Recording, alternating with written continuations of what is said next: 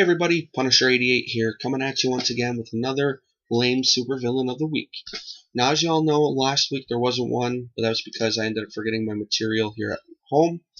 But I did say that there would be one this week, so here we are. Now, before I get into that, there's a couple things I wanted to mention. I'll try not to make this too long. But first thing being, there's still plenty of time to enter my 100 subscriber contest. Still at only 4 entries. Not that I have a problem with that.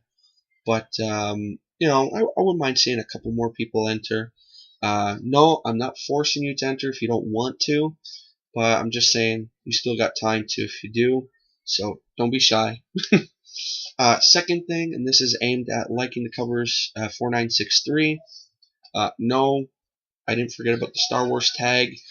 Just been pretty busy and haven't had a chance to make a video yet, but probably sometime this week or next week I will make a response video to that tag. And also concerning unboxings, I still have the inaugural Marvel Collector Core box here, still sealed, and I just haven't gotten around to unboxing it yet.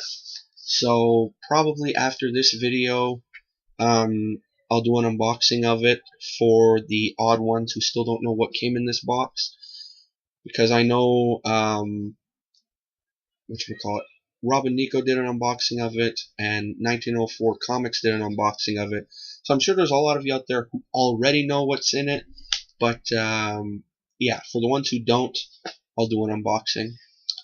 And also, considering tags, there's a new tag going around in the community, which is pretty cool.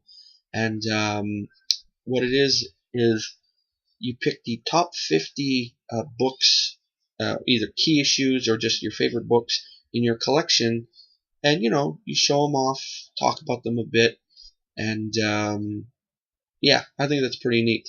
I've watched about 3 or 4 videos already concerning this tag, and in preparation to, if I do get tagged or if I decide to just do it on my own and tag my own people, I've slowly started going through my collection, and out of 50 books, I've picked 6 already. So I still got a long ways to go. So we'll see what happens when I finally do get 50 books together, if I'm still going to either just do my own video or if I'm tagged by then. We'll see. And then the last thing I wanted to mention was, I'm sure you could see over my shoulder, I got my Punisher shirt hanging up. The reason for that is, well, I'm sure everyone knows by now, by either finding out through Facebook or Twitter, or finding out on any of the comic book news websites, that yesterday it was announced and confirmed that for next year in Season 2 of Daredevil, the Punisher is going to be one of the characters in the show. And when I heard that, I was just like, yes! Because I've been saying for the longest time, you know, even though the movie's bombed, now with the whole, you know, Netflix vibe catching on with the superhero thing, either give the Punisher his own TV show or make him like a guest character in one of the other shows and see where it goes from there. So now that they're going to be putting him in Daredevil of all characters, which is awesome, I really can't wait to see Season 2. The actor they chose to play the Punisher, I thought was really good.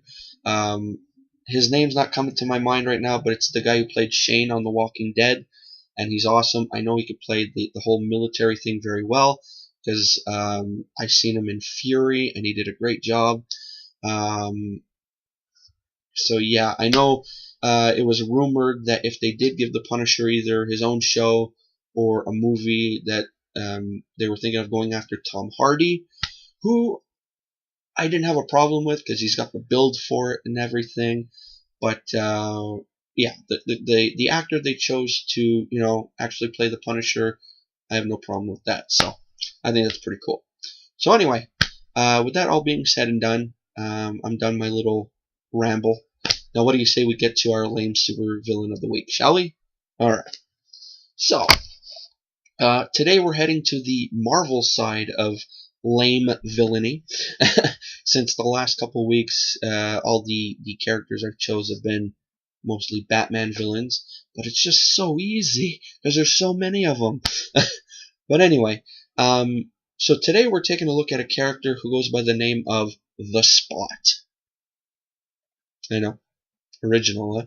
Anyway, he made his first appearance as Dr. Jonathan on, you get it, on The Spot. Cheeky. In Spectacular Spider-Man issue number 97 in December of 1984. And then he made his first appearance as The Spot in the following issue in Spectacular Spider-Man issue 98 in January of 1985. And he was created by the team of Al Milgrom, who is very famous in Marvel and I believe DC, and the late, great Herb Trimpe, who needs no introduction. So, as a scientist working for the Kingpin, Dr. Jonathan On was assigned to reproduce the radiation levels of the superhero Cloak, of the Cloak and Dagger, to find a way to artificially mimic his powers. Working late one night, Dr. On succeeded in creating a solid black circular portal, more like a black hole. In doing so, however, the drain on the city's power became so great, a blackout washed over the city, causing the portal to shimmer and destabilize. And fearful of losing a once-in-a-lifetime opportunity, Dr. On stepped into the portal, and in doing so, the shock of the transition caused him to pass out. He awoke floating weightlessly in a dimension which he initially assumed was Cloak's dark dimension. He soon realized, however, that the power shortage caused the portal to send him to a different dimension, a place of half darkness and half light. A seemingly infinite number of portals surrounded him in this place, and so making swimming motions, since he's weightless, he managed to find the original portal that brought him here, and he slipped back through it. Now, when Dr. On emerged back into his lab, his body had undergone a radical transformation. The portals from other dimensions had kind of stuck to his skin, and covering him with all these black spots from basically from head to toe. Realizing the spots were portable space warps, he started to think he might be able to use them to defeat anyone in battle. So, when Spider-Man and the Black Cat arrived to confront the Kingpin, the Spot appeared before them and announced himself as the Spot.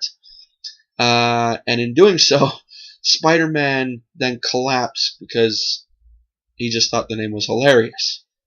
Well, while laughing at the name, the Spot ended up winning that first confrontation and warned the heroes to leave the Kingpin alone.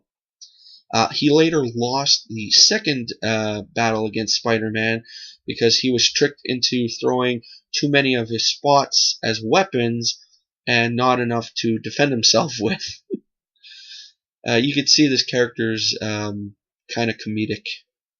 Well, not you know what I mean. He's lame. Later, the Spot formed a short-lived team with a bunch of animal-based villains, such as Gibbon, Grizzly, and the second kangaroo, called the Spider-Man Revenge Squad, which was better known as the Legion of Losers. This team kind of fell apart when Spider-Man carted the Spot and the kangaroo to jail for bank robbery, and Grizzly and Gibbon basically just left the group as they disagreed with their teammates' more ruthless approach. Sometime later, the Spot was captured by the organization Gideon Trust and was forced to open a portal to the Negative Zone and Gideon Trust hoped to investigate and exploit the natural resources of the zone for their own purposes, but were defeated by the Fantastic Four, who were trapped there. The Spot also appeared in the Spider-Man's Tangled Web series, in which he helped Tombstone escape from a maximum security prison. As thanks, Tombstone snapped his neck. Despite this, he reappeared months later and arranged a meeting with Slide, another villain. Both were upset at the reports of Hydra capturing or killing lesser-known supervillains. When the Spot arrived, both he and Slide were quickly captured by a brainwashed Elektra, and they were then resurrected by the Hand to join Hydra's army of superhumans and assault the S.H.I.E.L.D. helicarrier. However, the Spot was taken out by Wolverine during the attack. The Spot returned in Civil War War Crimes, recruited as part of Hammerhead's supervillain army. However, as Iron Man and S.H.I.E.L.D. forces attacked their forces, it remains unknown if the Spot was currently incarcerated with other villains, or somehow he escaped, or he was amongst the casualties of the raid. No one knows. Some of his power and abilities. Using his space warps, the Spot can instantly move himself or any part of his body from one area to another over a theoretically unlimited distance via other dimensions called Spot World. This connection with Spot World probably explains the many deaths he has suffered and subsequent revivals with no explanation.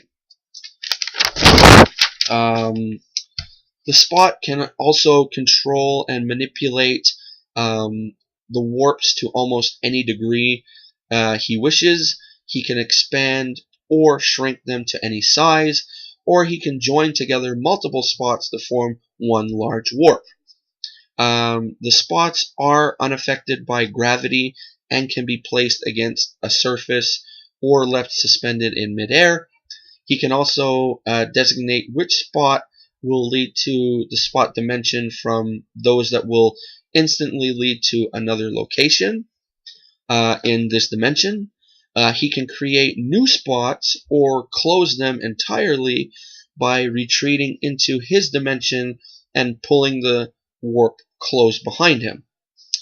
Other versions of this character. In the comic Marvel Zombies Dead Days, Dr. Jonathan On, shown in his Spot form, appears in the S.H.I.E.L.D. helicarrier with the other heroes who survived the zombie plague.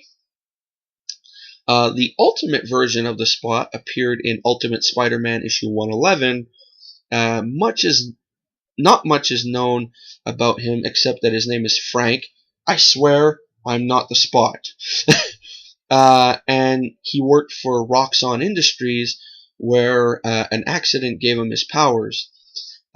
He has similar powers to his 616 counterpart, being able to use the spots on him, on his body, to attack his opponent from long range. After a fight with Spider-Man, he was basically caught, and the main difference between the Ultimate version and his 616 counterpart is that his spots flow around his body like a lava lamp type of deal, instead of just staying put. Some notable appearances of the Spot. Well, there's Spectacular Spider-Man 97, which is his first appearance as I said, Dr. Jonathan On. Spectacular Spider-Man issue 98, which is his first appearance as the Spot. Spider-Man's Tangled Web issue 16 and 17. Wolverine issue 26 and 27. Civil War War Crimes issue number 1. And Ultimate Spider-Man issue 111. And that's that. So, that's it for another lame supervillain of the week. Hope you enjoyed it. Hope you stuck around for this almost 15-minute video, or probably by the time I'm done talking and everything, it'll be over 15 minutes. But if you did, awesome. So if you like this video, give it a thumbs up. If you didn't, give it a thumbs down. If I do get a thumbs down, it just means I got to work harder on trying to please you guys. If you like videos like this, take a look around my channel. I got plenty of them. Also, if you're into unboxings, I got plenty of those. If you're into comic reviews, I do a new one every Thursday and every Saturday. Thursday being a new book, relatively new, current, you know what I mean, and Saturday being either a back issue book, a hot topic book, or something that just really catches my eye. And with all that being said and done, also comment on anything, like or dislike anything. Yes, I did say dislike. We gotta be honest here. And before leaving, make sure to click that subscribe button. Alrighty? So with that being said, I'm probably going to go work on that unboxing video now. And then stick around for tomorrow's video, because I got my Thursday comic review coming up.